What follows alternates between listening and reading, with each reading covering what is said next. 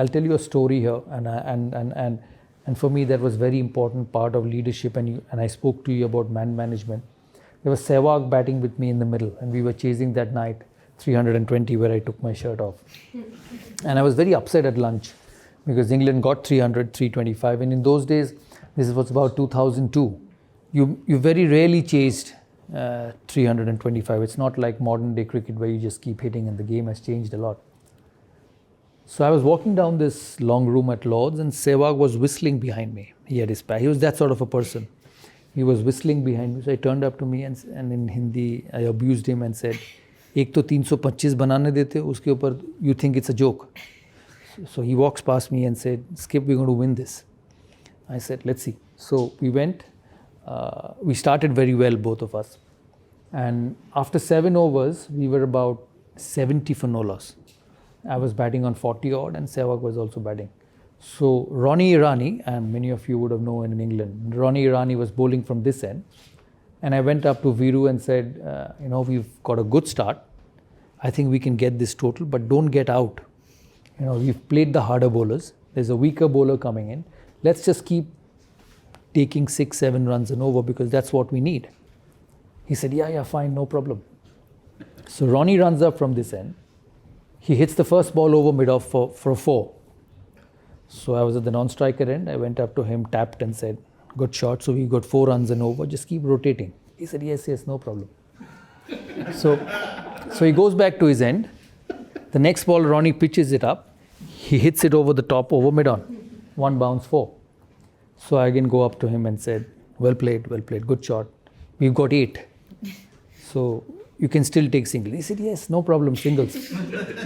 The next ball, 𝗦𝘂𝗰𝗃𝗀𝗺𝗃𝗀𝗺 pitches up. He sits down and sweeps right from the middle stump. It would have hit his pad. He was gone. It went for 4. I did not go up to him. And he did not even look at me because he understood. So he turned his face, took guard and batted again. The next ball, he again hit him over covers for 6. So there were 5 balls. He hit 5 boundaries. And the 6th ball, he took a single, and as he was walking past me and said, "I've taken a single." And this is happening in the middle. And we got 22 runs that over. He smashed him. He was so good.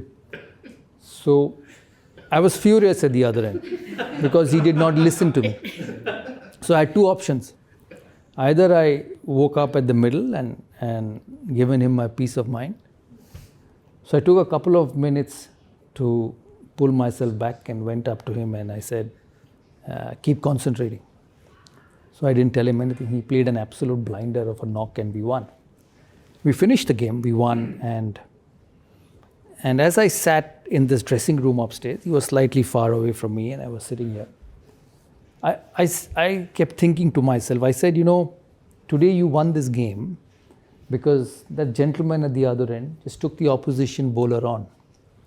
And what were you thinking of telling him? That be conservative, take a single, go to the next over. But here was one person who felt that he could hit him for 20 in that over and turn the game around.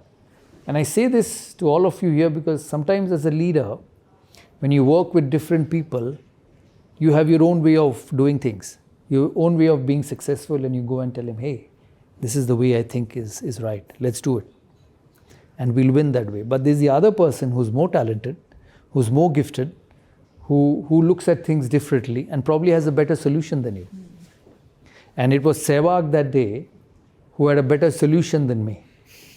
And it taught me a lot. We did win the game, but it made me a better captain. And a couple of days later, I met him at the breakfast. I said, why did you do this? So first question he asked me, are you angry on me? I said, I was, I'm not anymore. He said, good. I said, I told you to play singles. Why did you hit him? He said, I felt that was the best thing to do at that particular moment. He said that was the best thing I felt would win India the game at that particular moment. And it was such a lesson for me on captaincy. I said, I have a 𝗦𝘂𝗃𝗀𝗺𝗃𝗀𝗺 who's different. I have a Dravid who's different. I have a Ganguly who's different and I have a Harbhajan Singh who's different. They can't play the same way. So if I have to be successful, I have to understand that they win cricket matches their way. And I have to let them do that. And I think a successful group, a successful entrepreneur, along with your aims and goals and objectives of wanting to be successful, don't forget this very simple line and solution in your journey is that everyone's different. And you cannot make everyone play the same way or everyone work the same way. As long as he delivers for you, as a leader, you need to have that a capability of adjustment in you. And I say that, when you manage individuals, you have to manage them differently. Yeah, and you cannot expect every individual to behave, react, work, and do things the same way. That is very important in leadership.